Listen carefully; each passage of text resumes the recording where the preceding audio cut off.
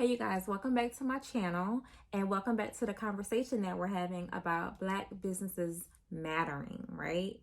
And how can we combat some of these negative stigmas that we have that was involuntarily forced on us just by like the culture.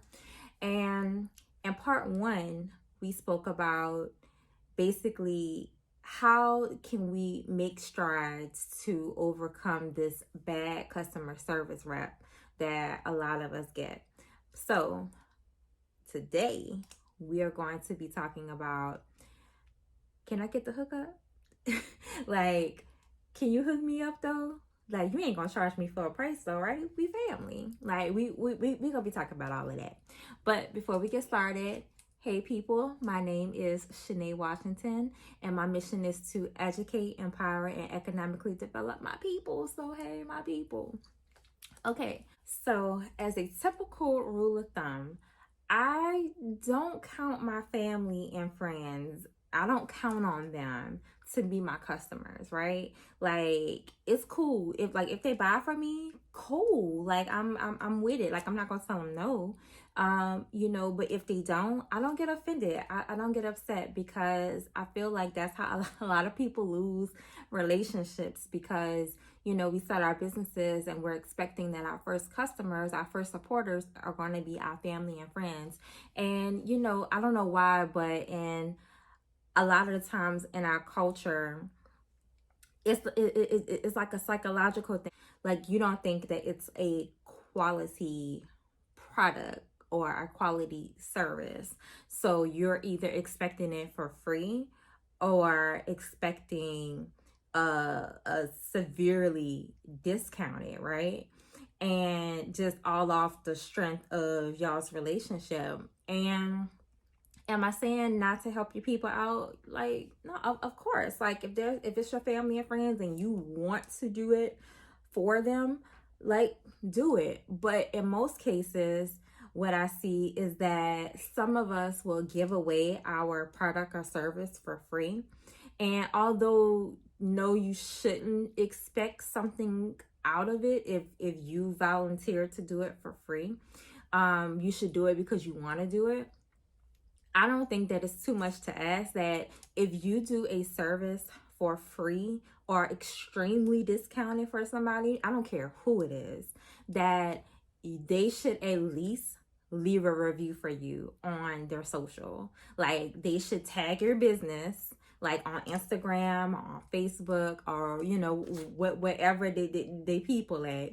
Go on ahead and do a video review and stuff, and tell people how good the quality was, and and things like that. Like, I don't think that that's too much to ask. That shit is free. They can do that. And I think that we need to get out of the mind of, because our family and friends say that the price is too high, that that nobody's gonna buy it. All that means, sis, is that they not your customers, and everybody is not going to be your customers. And that brings me to what I feel like part of, only a small part of the solution may be, because this could be an ongoing conversation, which I'm going to be having with several successful entrepreneurs. This is a shameless plug. Brandon While Black series is starting January 4th, and it's going to occur every Monday. So please make sure that you subscribe so you don't miss any of those episodes. So, shameless plug, I'm sorry. So anyways, so that leads me into what I'm talking about today. And that is, you need to find your tribe. And as a small Black owned business, I'm not saying that your tribe has to be Black people.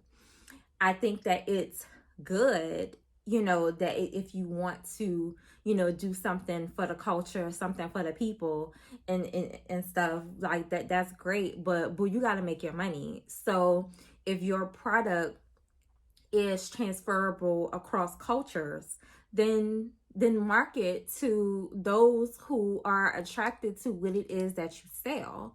And I think that we as small business owners as well, we let a lot of people who don't even matter, we let them get to us. And I'm not even really sure why, because they're not going to buy from you anyway. And it just means that once again, they are not who you are targeting. So how do you find your tribe? What you do is, for one, is growing a social media following important? Of course it is. Nobody in marketing is going to tell you that it's not. But even more so, what you need to do is put systems in place. You need to build up your know, like, and trust in your business, because where a lot of people get hung up is that they say that, well, I'm not making any sales, I'm posting, I'm creating content, I'm doing this, I'm doing that, but like nobody's buying anything. Bruh, it's because don't nobody know who you are, and don't nobody know who you sell outside of your circle. I strongly believe that all businesses need to have some kind of automatic funnel that runs online through your business to help build your tribe. So, what is a funnel? A funnel is basically your customer's journey, right? And only you can decide what the end of that journey is. Obviously, it should be to a either high ticket item, or or to purchase whatever your service is. So, but first, like the first part of that funnel is awareness. And what a lot of the times people do, this is where list building comes in, and you may have heard that term, but you have to build your email list. And I think that we often get hung up on, well, what should be my freebie?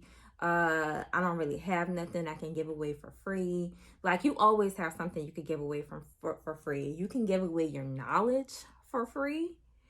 um it doesn't have to be so in detail, but it should be valuable, that they want to give up their email address for whatever it is that you have to offer.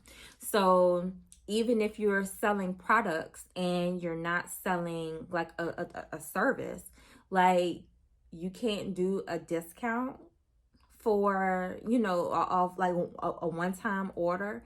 Like, you have to give something in order for people to build up that know factor. And then once they know you, then it's like, okay, just because I know them, that doesn't mean that I like them. So then that's where your content comes in. What kind of content are you putting out around your product and your service? And then once they get to know who you are, who your personality is, kind of like what you're bringing to the table, and that's what your brand is, like, what do you stand for? Like, what's your brand's personality? Then that brings that no factor in there. And that's the next part of your funnel typically. And I'm speaking generically right now because we can go real deep into funnels, but I'm speaking generically. So the like part, you can have another part of your funnel where you are testing the waters. So, for those in the service business, if you're giving out knowledge, then do an ebook or do a really detailed slide deck or something. Sell that thing for $1.99, $2.99, $3.99. Like, sell it to your email list as something like exclusive, because they already know who you are because you gave them something for free. Now, if that freebie was good and they got value out of it, then, oh well, what's $2? What's $3? Because I already know this person, and yeah, I did get a lot of value, or I did use that coupon and I really liked my product. And then you have the trust factor, and that's where a lot of us stop, right? Because so we got them in our funnel, and we're kind of emailing them on a regular basis, not really, because we really don't know what to tell them other than buy my stuff. But, you know, then you have to figure out, okay, so they know me. Now they like me because now they're spending money with me, like they opening their coins to me. So now what? Now, okay, so you get the option now to figure out, okay, what is the end, like that's where the end goal is so important. And everything should be funneling to that end goal, whether it's a membership, whether it's a course, whether it's some kind of subscription service, or some kind of some kind of school online, or or something exclusive that only they can get. And it's a higher ticket price. Now, higher ticket, that's going to depend on you. I've seen high ticket prices for, $3,000, for 1,500, for 1,500, and for some people's business, something high ticket would even be $300. I mean, if you sell enough of them $300, that started to add up. So you have to decide like what that final thing is. So now they like you, so now you have to move them to that trust factor. And you know how you do that? Okay, now you hit them with the webinars, or you hit them with the Facebook lives, or the IG lives and stuff, and you just giving them free game. Like you're, once again, you're giving something for free in exchange for, okay, I've given you this information, this knowledge. Now, let me show you how I can help you more specifically and more hands-on achieve this goal, achieve this thing. And even if you're selling products, you can get really creative with that. You can do subscriptions with products. Like, y'all, I hope y'all know that. And like I have them all the time. Like Amazon has them. I say that once you find your tribe, that there's really no looking back at that point. You won't have to worry about someone so asking for the hookup, because you're gonna find the people that has the money to spend with you. It doesn't matter if they white, black, whatever. But we have to break that mental stigma in our own heads that these people who have never ran a business are right. And you can't compare your prices to like a Walmart or an Amazon or something like that, because don't forget, like, these are multi-million, billion-dollar organizations. So they have, so when they're placing their orders to their wholesalers or from their sellers, they are ordering literally thousands of pieces at a time. Literally thousands of pieces at a time. But you're a small business, and really what it comes down to, people who say that they support small businesses, you either gonna support the small business or you not. Like, you either gonna fuck with me or you not gonna fuck with me. And that's really what it comes down to.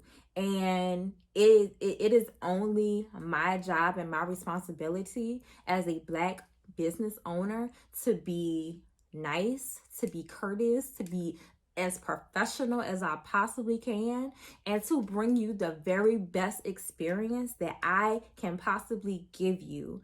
And I treat all of my clients like they family, and not to cross the line either. Like, if like you're my client, but I keep a family relationship type vibe with my clients, and they feel very comfortable talking to me. Even when they have an issue with me, I make them feel comfortable to know, like, it ain't gonna be nothing for me. Like, I work for you. Even though I own my business, like that's the mentality we have to get, is that you work for your customers, and that is your only job, is to make sure that they're happy. Now, if they can't get down with your price point, then they are not your customers. Then that is not your problem. That is their problem. And they can take their money to somewhere that they can afford, whether it's another Black owned business or not. But that's their choice and that's their right. But you can't beat yourself up and change your prices every 2 days because so and so told you that it was too high, you know, because they're comparing you to, you know, to the Walmarts of the world, or to people that's been in business for, you know, 50 you know, 20, 50 years, you know, like those people have a loyal following where they're going to be able to increase their prices or decrease their prices or whatever. I mean, y'all look at Netflix. I remember my account used to be $7.99. That thing is $17.99 now, starting in January. Come on. And you know what? And we are happily paying it. I love my Netflix account. I am happily paying that $17.99 because I am getting value out of it. And I see what they're bringing to the platform. I see the original content that they're bringing to the platform that I do enjoy. So, but we as a people, we don't think about when we walk into a business of how much does it cost these people to actually be in business, to actually do the things that they do. Like, they don't think about that. So, you know, and a lot of them don't have the grace to give us in terms of, you know, where our price point should be. So anyway, you guys, I truly want to see my people win. So I want us to build these funnels and start to build our email list, because you own that email list. Having followers and all of that stuff is amazing. It's great. It's a great way to engage with your customers and your clients and stuff. But at the end of the day, that shit don't matter if it's not making you money in the long run. Like, I enjoy what I do, but I'm not doing this for money. I'm doing this as brand awareness for myself, so y'all can feel me and feel my spirit and feel who I am and where I'm coming from. So if ever you need personal branding, or you need some kind of strategy for your digital ads, or you need some type of small business advice, then you will start to build that know, like, and trust with me. So that's why creating content is so important. And the people will tell you if they like it or not. They will, whether they comment or not. You can tell from the shares, from the comments, from the likes. Like, that's a good way of testing the waters. I could go on and on about this. I think I'm gonna make that a different topic. So anyway, you guys, I love you. Please subscribe to the channel so you don't miss any episodes. Like I said, I'm gearing up for Brandon While Black. My first guest is Goldie Lambert of the NOLA Black Wall Street movement. And I'm very excited to have her kick off the series. I would love for you to connect with me on Instagram or Facebook if that's what you like. And my handles are Shanae J. Washington. And that's on both platforms. And feel free to send me a DM or just engage with some of my content there. And stay tuned for tomorrow for part 3. And y'all be easy.